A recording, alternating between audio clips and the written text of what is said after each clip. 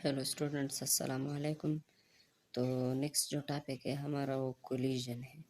Collision जो है ये टॉपिक से बहुत ज़्यादा एमसीक्यूज आते हैं, पार्टिकुलरली जो हम लास्ट में इनमें से एक टॉपिक पढ़ेंगे, elastic collision in one dimension. और इलास्टिक और इनइलास्टिक कोलिजन के कंपैरिजन उनसे बहुत ज़्यादा एमसीक्यूज आते हैं। तो कोलिजन के कंसेप्ट को समझते हैं। कोलिजन जो है according to law of conservation of momentum during collision, असल में टकराने को कहते हैं, दो चीज़ों को आपस में टकराने को कोलिजन कहते हैं। अभी हम डिफिनीशन में जाएंगे, पहले ये पॉइंट जान लेके। According to law of conservation of momentum before and after collision momentum remain conserve. Momentum before collision is equal to momentum after collision. ये law of conservation of momentum के साथ इसका रिलेशन हमने बनाया। और इसमें टोटल काइनेटिक एनर्जी कंजर्व नहीं होती, मोमेंटम कंजर्व होता है कोलिजन में। टोटल काइनेटिक एनर्जी बाद में कन्वर्ट होती है, बहुत कम केसेस है, वो मैं आपको बताऊंगा कि कौन कौन से केसेस में। नेक्स्ट, कोलिजन जो है ये फिजिकली कंटेक्ट भी हो सकता है, जैसे दो बाल आपस में कोलाइड कर जाते हैं, टकरा जाते हैं, या ट्रक और बाइसाइकिल टकरा जाते हैं, या ऐसे ही एक रबर बाल जब वॉल के साथ टकरा जाते हैं तो वो फिजिकल कंटेक्ट होता है।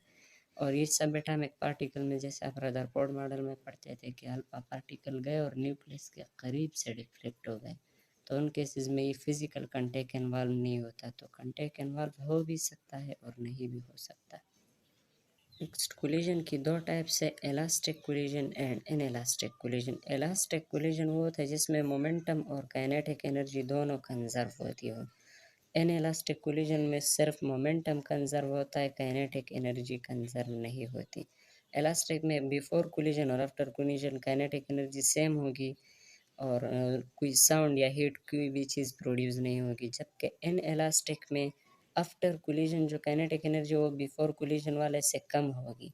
कम कैसे होगी? क्योंकि वो एनर्जी बाज़ साउंड में कन्वर्ट हो जाती है, बाज़ किसी चीज़ में, तो मुख्तलिफ फॉर्म्स में कन्वर्ट होती है, तो कम रहती है। आफ्टर कोलिजन वाली बिफोर कोलिजन वाले से कम रहती है। इलास्टिक कोलिजन में नेक्स्ट पॉइंट ये है कि speed of approach is equal to speed of separation, यानी जिस स्पीड के साथ दो पार्टिकल एक दूसरे के करीब होते जाते हैं बिफोर कोलिजन, आफ्टर कोलिजन वो पार्टिकल एक दूसरे से सेपरेट भी उसी ही स्पीड से होंगे। स्पीड ऑफ सेपरेशन दूसरा वाला और स्पीड ऑफ अप्रोच पहले वाला, दोनों एक जैसे होंगे। और इसमें इनइलास्टिक में स्पीड ऑफ अप्रोच यानी एक दूसरे की तरफ तो तेज़ी से बढ़ेंगे, लेकिन सेपरेशन दोनों का एक दूसरे से स्लो होगा, क्योंकि काइनेटिक एनर्जी लास्ट हो गई है, वेलोसिटी कम हो गई है। पर परफेक्टली इलास्टिक कोलिजन वो होता है जो सब एटॉमिक और एटॉमिक लेवल पे होता है। ये फिजिकल हम देख नहीं सकते इनको, परफेक्टली इलास्टिक कोलिजन को हम सही तरह से नहीं देख सकते। परफेक्टली इनइलास्टिक कोलिजन कब होगा? जब फाइनल काइनेटिक एनर्जी मुकम्मल ज़ीरो है, जो दो सिस्टम आपस में टकरा जाए, जैसे रोड कार एक्सीडेंट्स वगैरह में गाड़ियाँ रुक जाती है, आपस में टकराने के बाद रुक जाती है, तो ये परफेक्टली इनइलास्टिक कोलिजन हो गया, जैसे कार एक्सीडेंट्स वगैरह। अब इलास्टिक कोलिजन की एग्जांपल होती है, जो आम इलास्टिक कोलिजन है परफेक्टली इलास्टिक की, तो सब एटॉमिक लेवल पे होती है या एटॉमिक लेवल पे है। लेकिन जो इलास्टिक हम कह सकते हैं जो जिनमें थोड़ी सी एनर्जी ही वेस्ट होती है, वो बिलियर्ड बॉल्स, यानी दो बॉल जो होते हैं आपस में, वो जब टकरा जाते हैं, या gas molecule with the wall of container जब टकरा जाते हैं, तो वो कोलिजन इलास्टिक होती है। ये बहुत इंपॉर्टेंट पॉइंट है एमसीक्यूज़ के लिए। इसी तरह रबर बॉल अगर एक हार्ड सरफेस या वॉल के साथ टकरा जाती है, तो वो कोलिजन भी इनइलास्टिक होती है। वो परफेक्टली इनइलास्टिक नहीं होती, लेकिन इनइलास्टिक होती है, क्योंकि बॉल वापस भी हमारे पास आता है तो फाइनल काइनेटिक एनर्जी ज़ीरो नहीं होती, तो इसका मतलब वो परफेक्टली इनइलास्टिक नहीं होती। Next, elastic collision in one dimension कौन सी कोलिजन होती है? जिसमें before and after collision body straight ही लाइन में रहे, बॉडी लाइन से डाइवर्ट ना करे। इसमें speed of approach is equal to speed of recession, ये वही वाली पॉइंट होगी। स्पीड ऑफ अप्रोच एक दूसरे की तरफ जिस स्पीड से बढ़ती है और एक दूसरे से जिस स्पीड से जुदा होती है, वो सेम रहती है। ये एक सिस्टम दिया हुआ है जिसमें एक बॉडी है मास m1 और दूसरी m2। m1 जिस स्पीड के साथ मूव कर रही है वो v1 है, m2 जिस स्पीड के साथ मूव कर रही है वो v2 है। ये दोनों ये v1 जो है ये v2 से ग्रेटर होगी तभी कोलिजन होगी। तो v1 v2 से ग्रेटर है, कोलिजन हो गया। कोलिजन के बाद m1 जो है उसकी स्पीड v1 हो जाएगी प्राइम, एंड m2 की स्पीड v2 प्राइम हो जाएगी, यानी स्पीड बदल जाएगी। जो प्राइम लिखा है वो इसलिए लिखा है। V1 प्राइम का फार्मूला ये है, ये आप मोमेंटम से की इक्वेशन से डिराइव कर सकते हो, जबकि V2 प्राइम का फार्मूला ये है, ये भी आप आसानी से डिराइव कर सकते हैं। अब हम केसेस पे जाएंगे कोलिजन की। तो कोलिजन की एक केस ये है कि V2 जो बाडी दूसरी बाडी है, ये वाली बाडी मुकम्मल तौर पर रेस्ट में हो और ये बाडी तेज़ी से उसकी तरफ बढ़े और कोलाइड करें। तो ऐसे में V1 प्राइम का फार्मूला ये हो जाएगा, V2 प्राइम का फार्मूला ये हो जाएगा। ये फार्मूला आप देख लें। नेक्स्ट, अगर दोनों बॉडीज़ के मास इक्वल हो, तो याद रखना दोनों बॉडी की मासेस जब इक्वल हो तो इनकी वेलोसिटी एक्सचेंज हो जाती है, इंटरचेंज हो जाती है। V1 प्राइम उसी वेलोसिटी के साथ मूव करेगा जिसके साथ V2 पहले मूव कर रही थी, और V2 प्राइम उसी के साथ मूव करेगा जिसके साथ M1 पहले मूव कर रही थी होती है।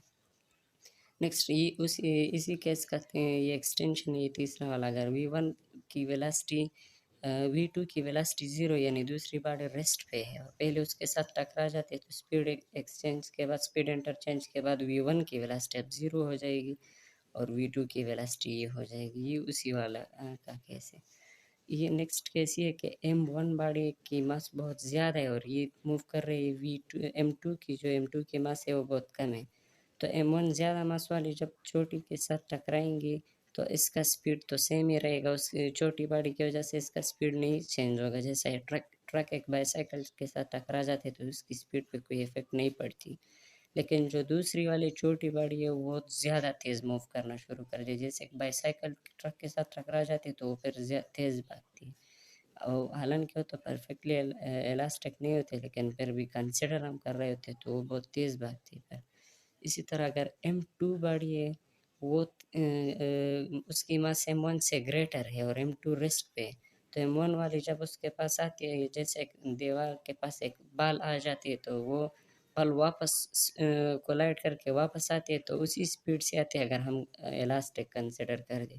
जबकि वाल पे तो कोई इफेक्ट नहीं है, तो वाल वही स्टेट में रहेगी, रेस्ट में रहेगी और V2 prime is equal to 0 हो जाएगा। नेक्स्ट, रॉकेट प्रोपल्जन है। ये पंजाब बुक में एक टॉपिक है, इससे बहुत इम्पॉर्टेंट MCQs पॉइंट है इसमें, वो आपके साथ डिस्कस कर लेते हैं। तो ये एक बहुत प्रोमिनेंट MCQ एक है, rocket propulsion obeys law of conservation of momentum. Rocket जो उड़ती है, हम जो सैयारों में हम रॉकेट भेजते हैं, चांद पे भेजते हैं, मार्स पे, वो law of conservation of momentum के बेस पे होती है।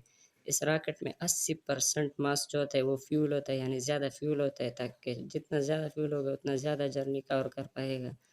ये 1 सेकंड में, यूजुअली जनरली 1 सेकंड में ये रॉकेट 10,000 किलोग्राम फ्यूल को कहा जाता है, यूज़ करता है।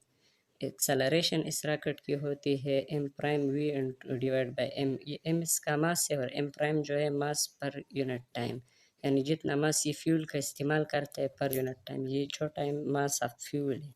तो फ्यूल का जितना मास 1 सेकंड में ये कहा जाता है उसे हम कहते हैं M प्राइम। तो ये इसका फार्मूला, ये फार्मूला आप याद रख लें। Thanks for watching.